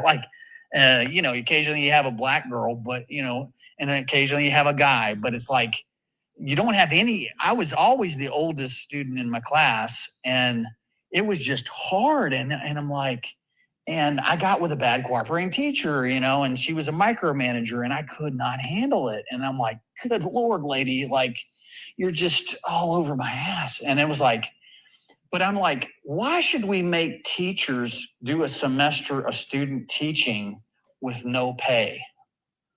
Yeah, at very least, I think it should knock something off of the tuition, I would say. Would you be in favor, in my opinion, the college that I went to offered teaching degrees at $32,000 a year, or you could go to a different school and get a teaching degree at $10,000 a year, and you're learning the same shit. To me, I'm beginning to think that your college should be cost dependent on the major that you are pursuing. Engineers are going to make more than teachers, and they shouldn't be paying the same dollar amount for the education that they're receiving. And you guys get paid internships. I mean, ours were unpaid. And I also did a music internship too at this mega church. Well, I'll tell you right now, media internships still aren't paid. Erin, the intern, didn't receive a single dollar when she was interning on Outside the Box. I can guarantee you that. We need to get rid of unpaid internships because it's just unhealthy. Because what it does this is what people don't realize. It affects the demographics. So only the people that can afford to do that are the rich people. The poor people can't afford that. Like, I'm not rich, and like I just about couldn't afford to do that. Like, and now I got to do it again because I have to repeat it. And I'm like, oh man, I have to go through the gauntlet twice after. I mean, God, I've been in college since 1992. Yeah. I mean, give me a break here, people. I've been in college longer than some of my classmates. I feel that, man. Hey, look, I appreciate you always calling in, sharing in your personal experience on matters, and I think it adds a lot to the conversation. I think you're spot on with your assessment, and I appreciate the call. You take it easy and have a good weekend, bud. Yeah. Good shit there, though. Stevie's saying colleges should get paid a percentage of what you earn post-graduation for a number of years, no or very low tuition. That way they would support graduates in job searches and cater to students to what employers need. Exactly. There wouldn't be some of these throwaway majors that so many people end up taking. I'm right there with you. There's so many better ways to do it. That's why the show's called Outside the Box, is because like this is the kind of stuff that we think about when we do this show. There's so many better ways to do it, and people act like there's nothing that we can change. Do you know how many hours of coverage about whether or not Donald Trump is going to be able to fly his plane has been on national media over the course of the last 24 hours? Instead of having this kind of discourse, instead of talking about the failing economy outside of the perspective of the economy is failing because of Donald Trump, and not that this isn't a much wider and more systemic problem than anybody could hope to pretend that it is. It's the media is doing this on purpose. And I saw some of you guys letting me know, ABC News and NBC News both eventually ended up covering what took place in Madison. To this moment, I still haven't seen it happen on any of the main, like the MSNBCs, the CNNs, the Fox Newses, CNBC. Haven't seen it anywhere on those. Not even like a bottom of the hour chaos in Madison as protesters go and disturb a concert or some shit. Like nothing of that. AP's carrying it, exactly. But in terms of the main networks with the largest audiences in terms of, TV news, because as much as it sucks, I read most of the actual info I present you on this show comes from me reading, not me watching. But I also know, and I have a feeling if you listen to this show, it's more than likely you also read the news. But statistically speaking, nah. And by the way, I'm not even allowed. How crazy is this? And like, there is no right answer to this, because I don't think the government should be running the media, but I also think the idea that the media operates for profit is nonsensical. That's why I'm hoping once I pass my background checks for YouTube, I want to become a fully crowd-funded show. Just like, if you can't afford anything, I'm not going to paywall the show ever. But like, everybody who can chip $10 in is fine. But like AP, if you notice, you can go back and listen to almost 4 years of Outside the Box on the radio. I never once cited AP. And it's not because I don't read them. It was because you have to pay the AP a license fee in order to be able to use their news stories in your content. And we, as a station, did not pay that license fee. So I would see a story on AP, and then I'd have to go through the trenches and try and find another news organization that was probably just aping off of the AP. But I could be like, oh, The Hill is reporting, and then it would be like, check out this AP article, and I would just skip that part because we couldn't use AP because they have to make money as a news organization. So they charge you. So like that in and of itself is a problem too. And again, I'm not saying the answer is to nationalize the news industry because I recognize how quickly that would also go south. But the fact that there is a profit motive in news is why your local news stations are completely collapsing in on themselves. It's why the media in general, even the national networks, are doing things on more and more of a shoestring budget. It's because there is a profit incentive and the profit for news is not there. I am fortunate enough that there are companies on the local scene that are willing to buy into me. I don't even know if the companies that are agreeing to work with me in September actually like my politics or not, but they like me. And that is how I'm able to find people. But most organizations, if you do not have a personal relationship, do not want to wade into political discourse. It's it's a simple reality of the situation, and then that's why 50% of the commercials on fill in the blank here of of a televised news network are pharmaceutical commercials. And you know what conversation never comes up on those networks? How much the pharmaceutical industry is screwing us over with the prices they're charging Americans versus every other nation. News for profit and 24-hour news, another thing we can thank St. Reagan for, says Nataki. Exactly. We also have paywalls on scientific research papers. Exactly. Exactly. Because how do you fund the research if the government's not going to do it?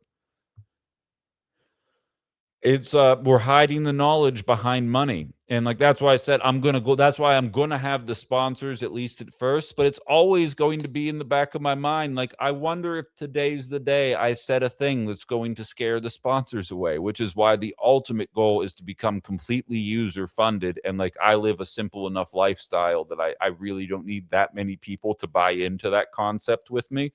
And I just gotta, keep the content good is kind of the goal here. But got to pass the background check first. Hope they don't find out about the murders. Justin says paywall articles are a pain. Writers need to get paid. Damn the AI, but there should be an alternative to investigative articles than paywalls. I agree, but what is it? You know what I mean? Unless like people are willing to chip in everywhere, which like maybe I throw a couple bucks a year towards commondreams.org because they're crowdfunded and I use their articles quite a bit. There's a handful. I don't pay for a New York Times subscription because fuck the New York Times, but like when they have free articles or when I get gifted articles, cool. I use those for the purposes of what we're trying to do.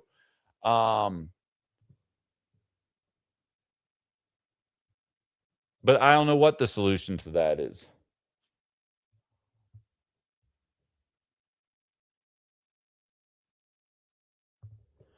John says, Ben, is a charge to exist for all the profits the next frontier? Socialism. Yeah, I mean, yes, I think that is inevitably where we're headed here. Unless we reverse course. We still can reverse course. And if you're joining halfway through here, we spent the first hour talking about how Republicans are waking up to the fact that this system, they're not embracing socialism, but they are saying capitalism is a failure. I see Truckin saying there's a lot of love in these comments. The comments on all the apps are flying, and I'm not ignoring anybody. I'm just getting inundated. So sometimes it's just better. That's why you guys should tune in to Ben After Dark as well. It's much more user interactive than this is. I try and get you guys in when I can, but seems like it's been a lot of positive discourse going on in all the chats today, which is absolutely awesome. You guys on Facebook too, although it's a little quieter over there. What's y'all's thoughts on this administration's attitude towards postdoc programs? I think it'll accelerate the brain drain. 1,000%. 1,000%. I already know that that's the case. That's absolutely the way that things are trending, and that's unfortunate. And it's unfortunate that, and I'm not saying that we should do this because education does not make you better or worse than somebody. But in America, we have demonized the idea of educating yourself further beyond high school. In Greece, which I'm a Greek, which is why I know this, or in Iran, which apparently is all terrorists and we shouldn't take them seriously, and they're actually quite dumb because they're not white. if you don't have a PhD and you walk past someone that does have a PhD, people don't even look them in the eyes because they hold education in such reverence in those countries. You're like, oh, I'm not even on the same level as that guy. I don't even deserve to look him in the eye. Now, that's too far the other way. But you compare that to America, where you're ostracized for getting a college degree, let alone going further than that. Oh, of course you think that way. You're college educated. It's like, bro, I was fucked up half of my college experience. You think I was paying attention to what the professors thought politically? No. The idea that people are being indoctrinated in colleges is a very pervasive thought, specifically on the right, whereas in a lot of other countries, it is encouraged and it is free and it is accessible if you want to. We can't have an entire society of that. And as I always state, can I like figure out derivatives because I took calc? Yeah, I still can do that with pretty high efficacy. I don't know what good that does me, but you know what I can't do? Fix a car engine. And like, you don't have to go to college to fix a car engine. You just have to have the hands-on experience.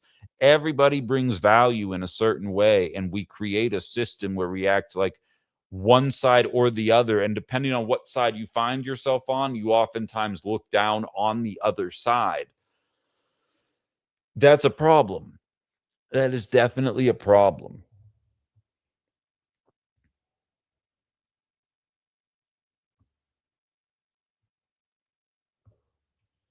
What did CKK say that made you snicker? He oftentimes has some funny shit to say. Maybe Bolt Construction would sponsor Ben. Yeah, and Todd Pingel, Pingel. I know he's their IT guy there, or at least he was. I'm a big Todd Pingel, Pingel guy. Although he's Todd Earl now on Facebook. It's a picture of him in his overalls, looking like a goober. Blocked me, so I can no longer respond. If anybody wants to go say hello.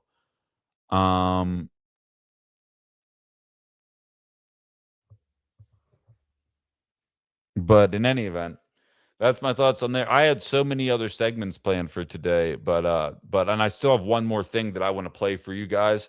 So there used to be, back in 2024, I kind of dropped this trend after a while, but there is a trend where we called it Ben, how do you do this show from the future?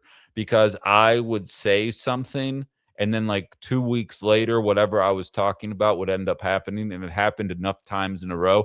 That's how I developed as loyal of a fan base as I have in the Fox Valley, because it happened so many times that I was even impressing myself. I do this whole fake cocky thing about being really good at all the stuff that I do, but in reality, I'm incredibly I'm just like everybody else. I'm just like, oh man, I hope I'm doing this the right way. But if you remember correctly, 2 weeks ago, you don't wish you could be like me, Keto, I promise. 2 weeks ago, I mentioned to you guys that almost overnight, you guys are going to really be interested in this. So you guys know I'm very anti-flock camera. I'm very anti-surveillance in general. I've been going, and for those of you that are newer, like McTime, I have been very vocal in the local community about getting our flock cameras and ALPR technology taken down, because I don't like the surveillance, and I think it's a net negative.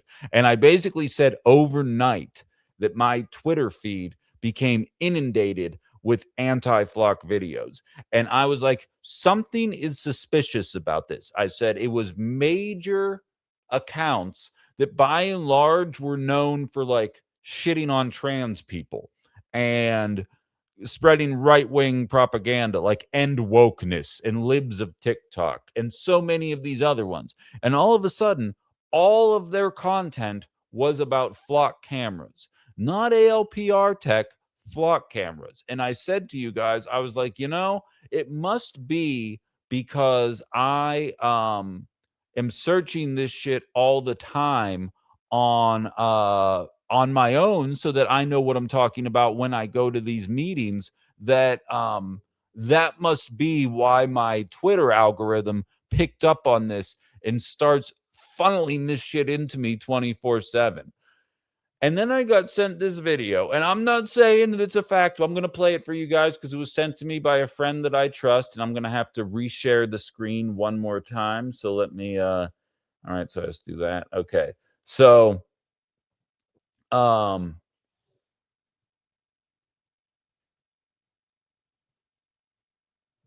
wait, why is the only one that's not coming up there?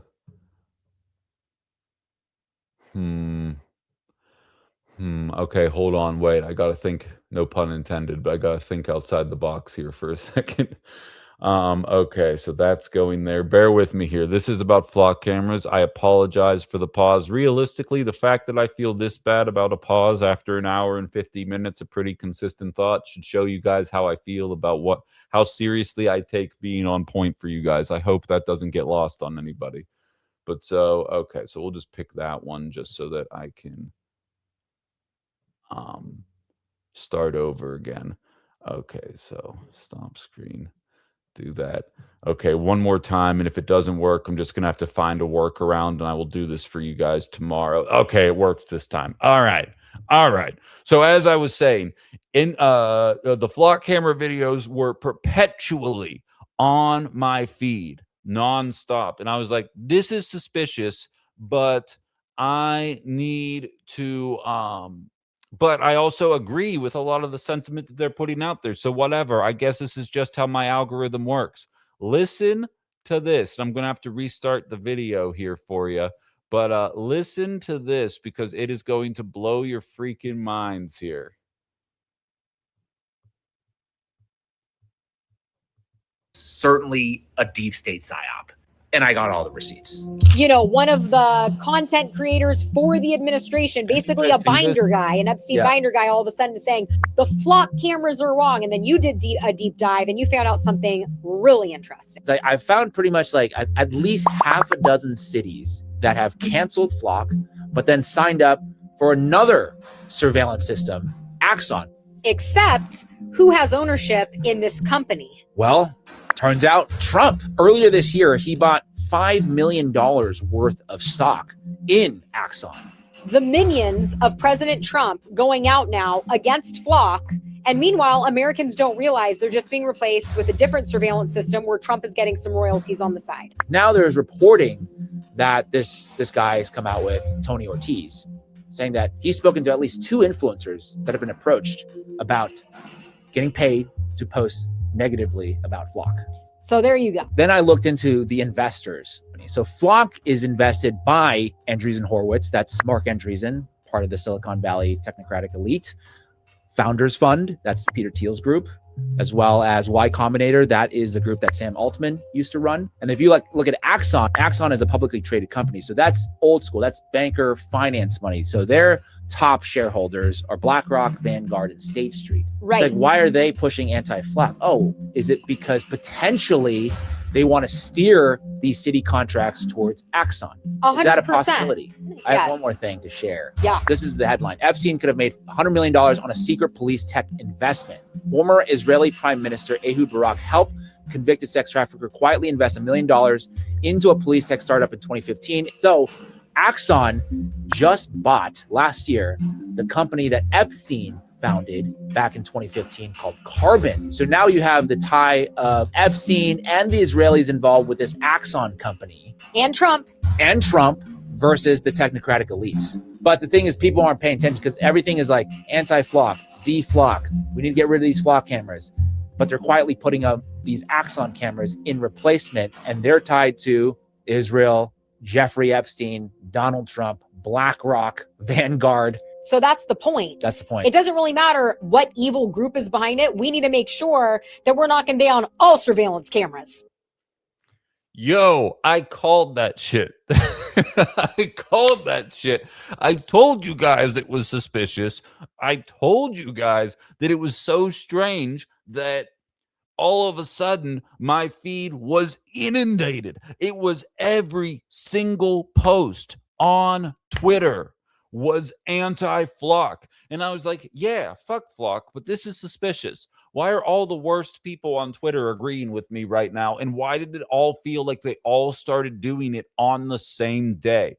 And like, this is when I'd say to you guys, I know I was just saying I'm humble and I don't think I'm actually good at this job. I'm actually the best at this job because I am a trend noticer. And fundamentally, what I do is I notice when things, I'm very good at noticing that people get into a routine, they get into a rhythm. And then when that rhythm gets thrown off, that's when I notice it. It's when I begin to notice that, all right, wait a minute. This has nothing to do with children using kitty litter boxes in a gym class. Why is it that exactly that you are posting about this right now, libs of TikTok? Because this is not your MO.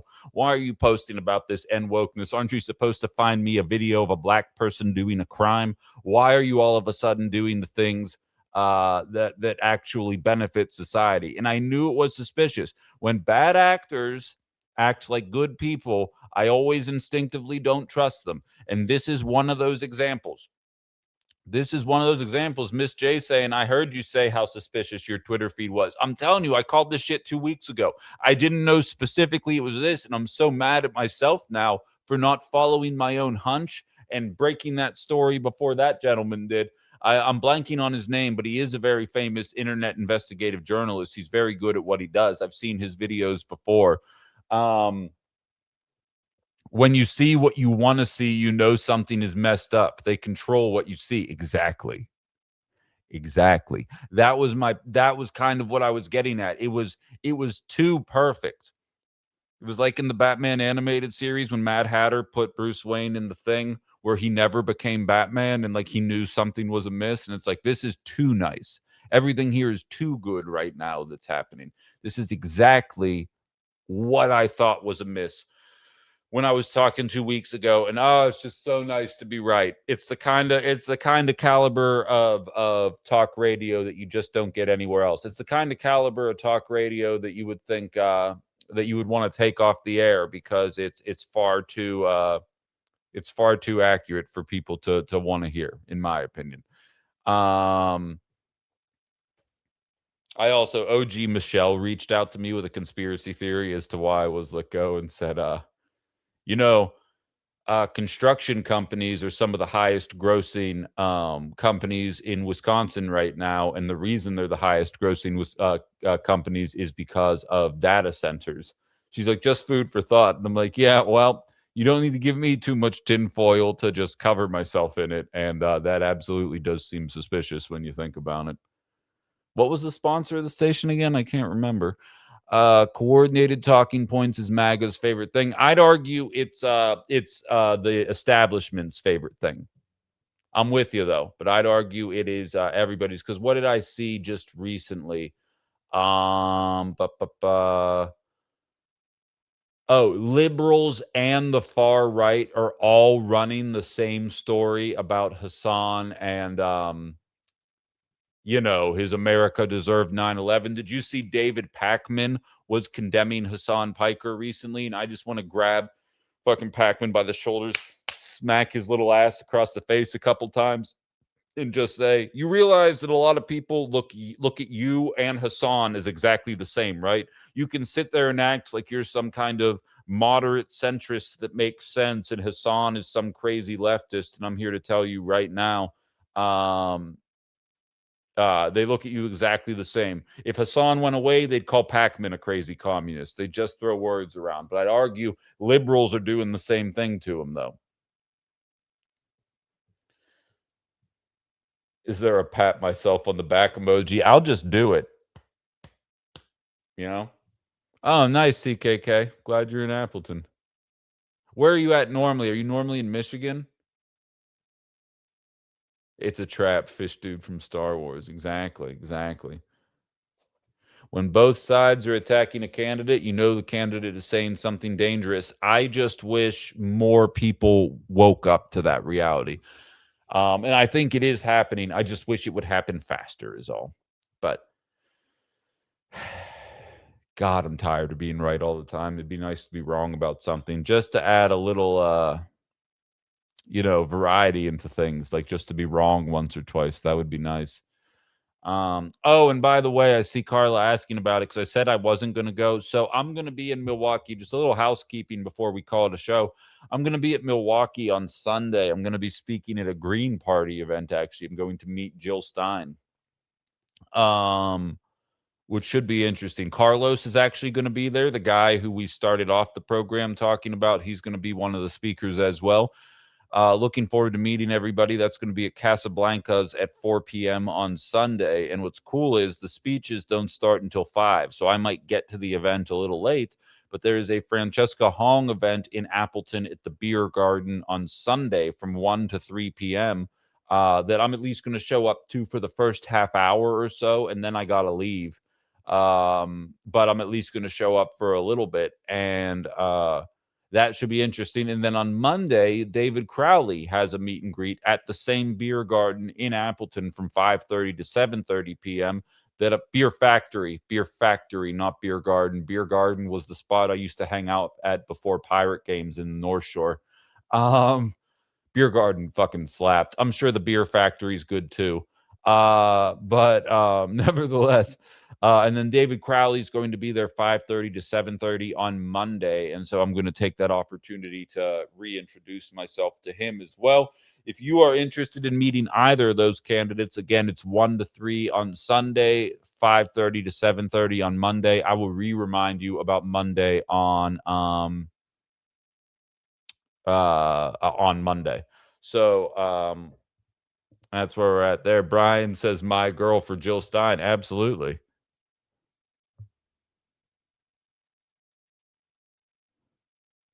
Wait, what's this? I saw he says, Violet said he says all the right things and just also happens to be nice on the eyes. And I just assumed she was talking about me. I'm not even going to look further than just assuming that. But I feel like that's as good a note as any to end on. If you haven't already, subscribe to this channel. Thank you very much, McTime. Subscribe to this channel. Tell your friends to subscribe to this channel. We're trying to build something here. And then click on my link tree. My link tree is in my bio on the Tube of You in the Book of Faces. It has connections to all of my different socials. Link to all of them, because in case I ever get shut down on one app, you're going to be able to find me wherever the hell else I'm doing my thing still. So click that link tree, click all the buttons, subscribe to everything. It's all free. I do have a Venmo donation button as well. Anybody who likes what I'm doing, wants to throw a couple bucks my way, that Venmo is up there right now until I have the more recurring method that funnels through YouTube here. I appreciate everybody for hanging out with me today on a Friday morning. And enjoy yourselves. Have a safe weekend, and I'll be back on Monday to rack them up and do it all again here. So thank you very much for all of the continued support, guys. This is growing more and more every single day, and it's awesome to watch happen. So we'll talk again soon. Take it easy.